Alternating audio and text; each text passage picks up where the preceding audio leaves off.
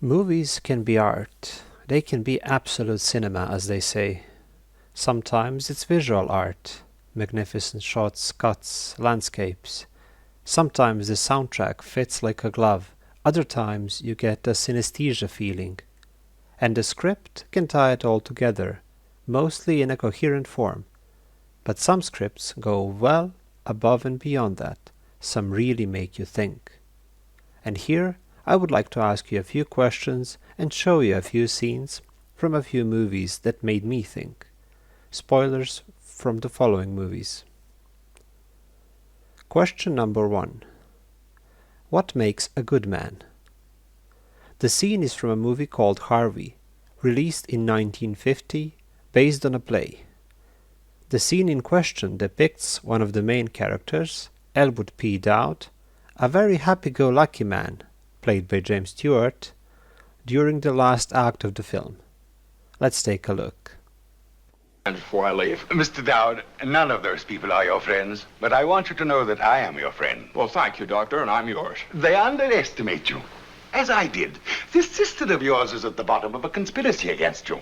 She's trying to persuade me to lock you up. Today she had commitment papers drawn up. She has your power of attorney and the key to your safety box, and she brought you here. My sister did all that in one afternoon. That Vita certainly is a whirlwind, isn't she? Good heavens, man, haven't you any righteous indignation? Oh, Doctor, you know, years ago, my mother used to say to me, she'd say, in this world, Elwood, you must be, she always called me Elwood. In this world, Elwood, you must be oh so smart or oh so pleasant. Well, for years I was smart. I recommend pleasant.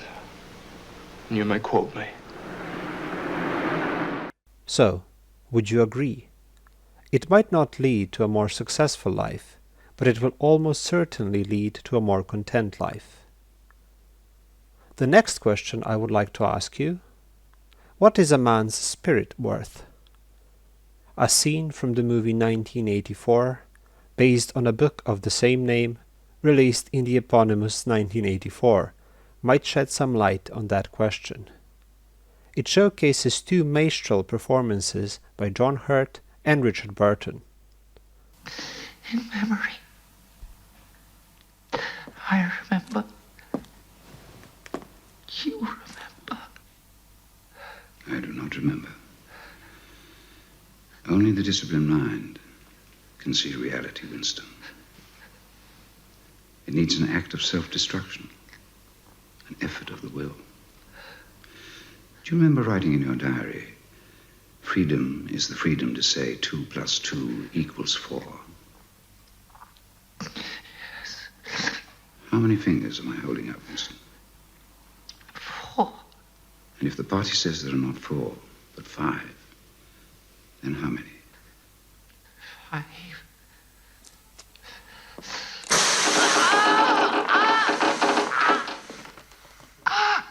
No. That's no use. You're lying. How many fingers, please?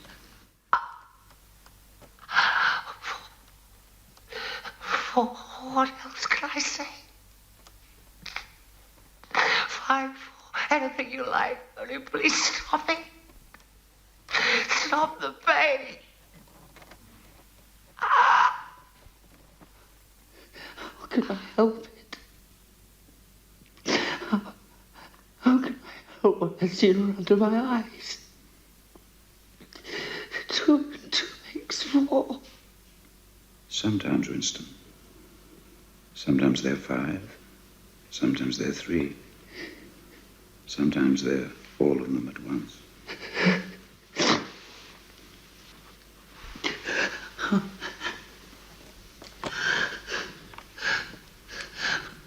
Neither the past, nor the present, nor the future exists in its own right, Winston.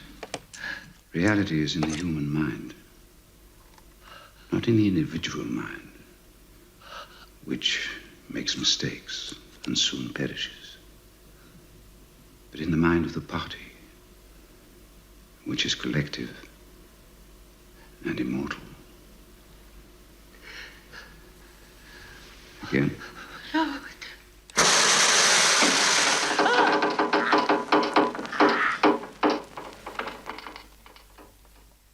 many fingers, Winston? 4. 4. I suppose there are 4. I tried to see 5. I wish I could. Which do you wish? To persuade me that you can see 5, or really to see them? Really to see them. Again?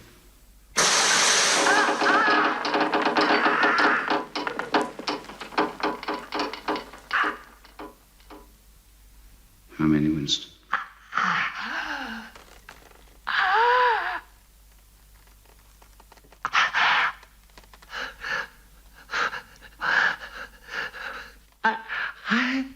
I don't know. I don't know. Better.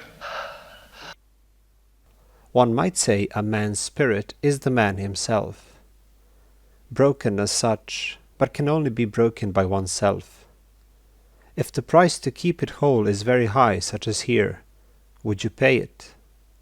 It's not even about ideals, it's about denying your history, denying yourself. How much is it worth to you? Certainly a difficult question, but it makes you think, no?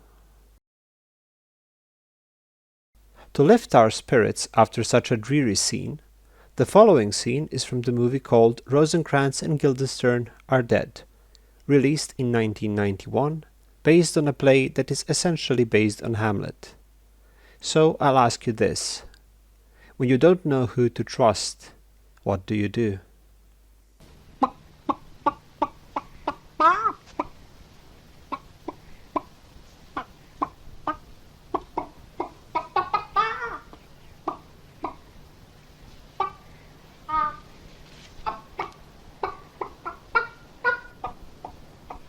Will you walk out of the air, my lord? Into my grave? Indeed, that is out of the air.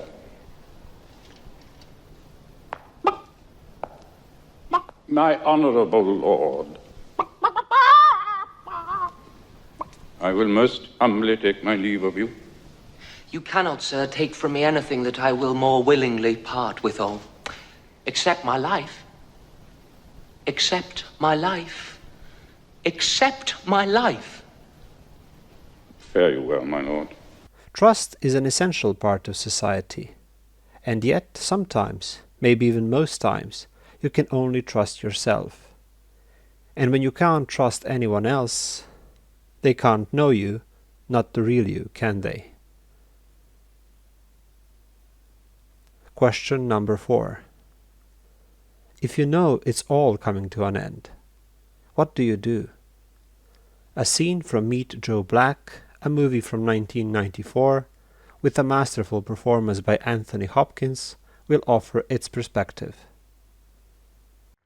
I thought I was going to sneak away tonight.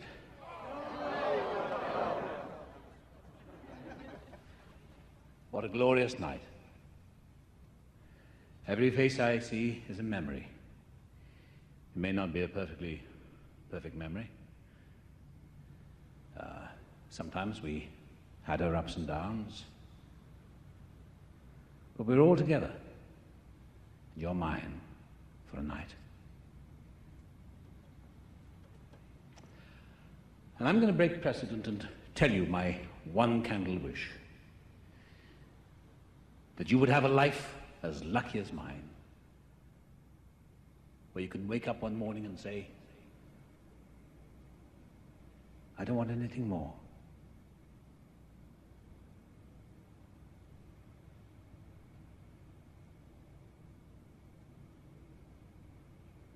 "65 years. Don't they go by in a blink?"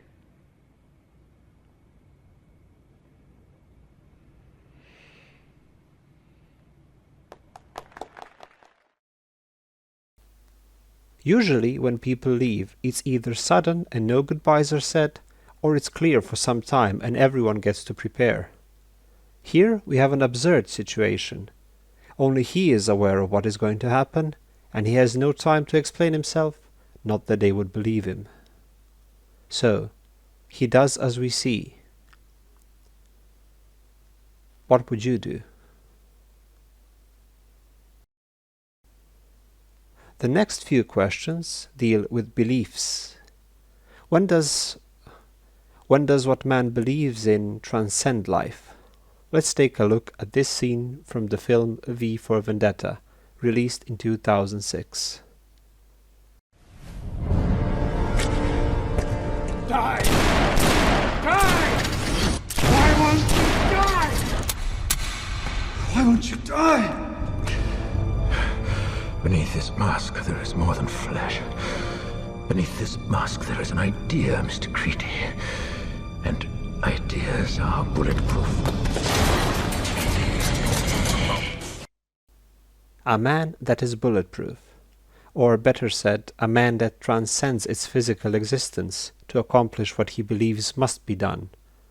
In a way, it is comparable to 1984, except one was broken and the other remained bulletproof. Both shoes are hard to fill, but not equally so. I do wonder if our characters swapped movies, how would the plot progress? A fun idea, but not the topic of this video. But beliefs in general are part of this next question. What if everything you thought you knew was a lie? A slightly longer scene from the movie The Man from Earth, released in 2007, gives us such a hypothetical. A very hypothetical, I might add. But then again, who knows? What is your preferred version of the Bible? The King James, of course. It's the most modern, the work of great scholars. Modern is good. All right, John, hit us with the short form. A guy met the Buddha, liked what he heard, thought about it for a while. Say 500 years while he returned to the Mediterranean. Became an Etruscan, seeped into the Roman Empire. He didn't like what they became, giant killing machine. He went to the Near East thinking, why not pass the Buddha's teachings on in a modern form? So he tried. One dissident against Rome. Rome won. The rest is history. Well, sort of. A lot of fairy tales mixed in. I knew it. He's saying he was Christ. Oh, no. That's the medal they pinned on Jesus to fulfill prophecy. The crucifixion. He blocked the pain, as he had learned to do in Tibet and India. He also learned to slow his body processes down to the point where they were undetectable. They thought he was dead. So his followers pulled him from the cross, placed him in a cave. His body normalized as he had trained it to. He attempted to go away undetected, but some devotees were standing watch. He tried to explain. They were ecstatic. Thus I was resurrected, and I ascended to Central Europe to get away as far as possible. You don't mean a word of this, John. My God, why are you doing this? Let me see your wrists. I don't scar. Besides, they tied me. But nails and blood make better religious art. All the speculations about Jesus. He was black, he was Asian, he was a blue-eyed Aryan with a golden beard and hair straight out of an Al Sassoon's. He was a benevolent alien. He never existed at all. Now he's a caveman. The Christ figure goes all the way back to Krishna. Hercules, of course. Hercules? Born of a virgin, Alcmene. A god for a father, Zeus. The only begotten. Savior, the Greek, Soter. The good shepherd, the Prince of Peace, bringing gentle persuasion and divine wisdom. He died, joined his father on Olympus 1,000 years before Gethsemane. How can you compare pagan mythology to the true word? Pretty damn closely, I'd say. The early Christian leaders, they threw away Hebrew manuscripts and borrowed from pagan sources all over the place. Do you realize how inconsiderately you're treating my feelings? Yeah, about as inconsiderately as we're treating John's. Well, he doesn't believe what he's saying. Do you believe literally everything in the Bible, Edith? Yes. No, before you say it, I know it's undergone a lot of changes, but God has spoken through man to make his word clearer. He couldn't get it right the first time? We're imperfect. He had to work to make us understand. He couldn't get us right the first time, Edith? Taken alone, the philosophical teachings of Jesus are Buddhism with a Hebrew accent. Kindness, tolerance, brotherhood, love, A ruthless realism, acknowledging that life is as it is, here on earth, here and now. The kingdom of God, meaning goodness, is right here, where it should be. I am what I am becoming. That's where the Buddha brought it. And that's what I taught. But a talking snake made a lady eat an apple, so we're screwed. Heaven and hell were peddled so priests could rule through seduction and terror, save our souls that we never lost in the first place. I threw a clean pass. They ran it out of the ballpark. This is blasphemy. It's horrible. Who else were you? Solomon, Elvis, Jack the Ripper? It's been said that Buddha and Jesus would laugh or cry if they'd known what was done in their name. And if there is a creator, probably feel the same way. I see ceremony, ritual, processions, genuflecting, moaning, intoning, venerating cookies and wine. And I think, it's not what I had in mind. That's Vatican flapdoodle. It doesn't have a thing to do with God. As you said, John, everywhere religions, from exalting life to purging joy as a sin. Rome does it as grand opera. A simple path to goodness needs a supernatural roadmap. Supernatural. A stupid word. I mean, anything that happens within nature, whether we believe it or not. Like a 14,000-year-old caveman. Not much to say here. The scene portrays most of it quite reasonably, though the setup itself is quite unlikely. I do think it ties in nicely to the realities of history being less accurate the further back we go. And now I would like to ask you, what happens when a man loses his beliefs? This scene from the movie The Sunset Limited, released in 2011, might shed some light. I never suggested any such thing. You're the one who put in the stuff about angels. I never said anything about angels. I don't believe in angels. Well, what is it you believe in? A lot of things. All right. All right, what? All right, what things? I believe in things. Give me a for instance. Cultural things, for instance, books, music, art, things like that. All right. Those are the things that have value to me. They're the foundations of civilization. Well, they used to have value to me. I don't have so much value anymore, I guess. What happened to them? People stopped valuing them. I stopped valuing them to a certain extent. I'm not sure I can tell you why. That world is largely gone now. Soon it will be wholly gone. I'm not sure I'm following you, Professor. There's nothing to follow. It's all right. The things I loved were very frail, very fragile. I didn't know that. I thought they were indestructible. They weren't. And that's what sent you off the edge of the platform? It wasn't nothing personal? Oh, it's personal. That's what an education does. It makes the world personal. Well, them some very powerful words, Professor, and I can't say that I got an answer to none of that. And it might be that there ain't no answer. But still, I got to ask. What's the use of having notions such as them if they won't keep you glued down to the platform when the Sunset Limited's coming through at 80 miles an hour? Good question. I thought so. I don't have an answer to any of that either. Maybe it's not logical. I don't know. I don't care. I've been asked, didn't I think it odd that I should be around to witness the death of everything? And I do think it's odd. But that doesn't mean it isn't so. Somebody has to be here. But you don't intend to hang around for it? No, I don't. Let me see if I got this straight. You saying that all this culture stuff is the only thing between you and the Sunset Limited? It's a lot. But it busted out on you. Yes. You a culture junkie. And maybe you're right. Maybe I have no beliefs. I believe in the Sunset Limited. Damn, Professor. Damn indeed. No beliefs. The things I believed in no longer exist. It's foolish to pretend they do. Western civilization finally went up in smoke in the chimneys of Dachau, and I was too infatuated to see it. I see it now.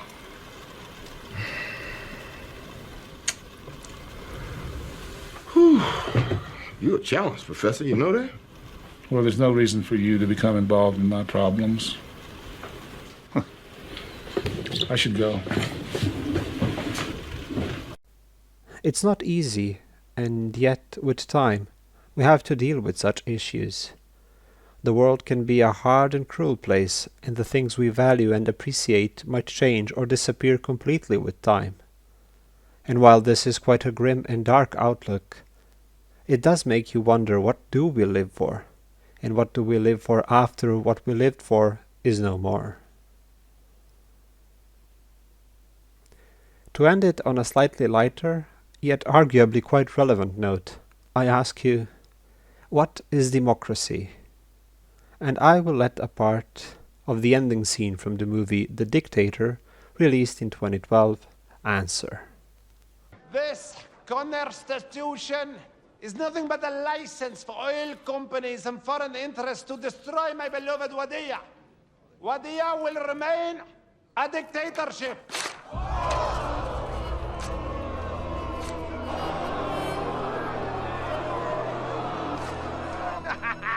Woo! Oh, be quiet. Why are you guys so anti-dictators? Imagine if America was a dictatorship. You could let 1% of the people have all the nation's wealth. You could help your rich friends get richer by cutting their taxes and bailing them out when they gamble and lose. You could ignore the needs of the poor for healthcare and education. Your media would appear free, but would secretly be controlled by one person and his family. You could wiretap phones. You could torture foreign prisoners. You could have rigged elections. You could lie about why you go to war. You could fill your prisons with one particular racial group, and no one would complain. You could use the media to scare the people into supporting policies that are against their interests. I know this is hard for you Americans to imagine, but please try. Not much to say there, other than it's not always easy accepting the dichotomy of society, especially when one is powerless. That's all I got. Hope some of these scenes also gave you some food for thought, as these movies did to me. I can wholeheartedly recommend them all for watching. Feel free to share your opinions in the comments, and see you next time.